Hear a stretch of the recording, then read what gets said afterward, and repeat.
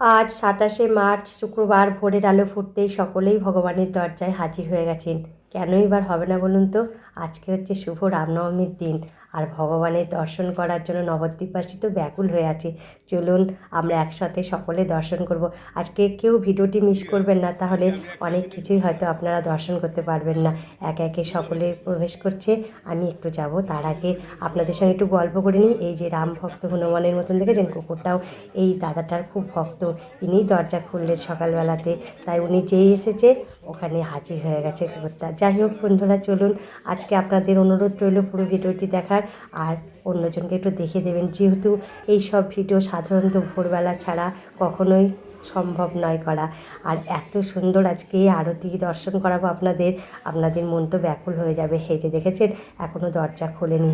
সম্পূর্ণ ভিডিওতে দেখাবো আপনাদের একটু যে কীভাবে ভগবানের শৃঙ্গার করা হয়, কীভাবে আরতি করছে, কত মানুষ যে আসে কি বলবো।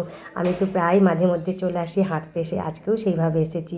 আমি ভোরবেলাতে হাঁটতে আসি, তো তার জন্যে এই দৃশ্যগুলো দর্শন করতে পারি, আপনাদেরকেও দর্শন করায়। এই যে ঝাড়পোছ চলছে, এখন গেট খুলছে, তারপর ভগবানকে জাগাবে, অনেক কিছুই হবে। আপনাদেরকে সম্পূর্ণ ভিডিওটা দেখানোর চেষ্টা করছি। এই যে ঝাড় দিচ্ছে, কত যে ফুলের মালা ভক্তরা নিয়ে আসে সকালবেলা নিচে হাতে গেঁথে, খুব ভালো লাগে এই দৃশ্যগুলো দেখার মতো।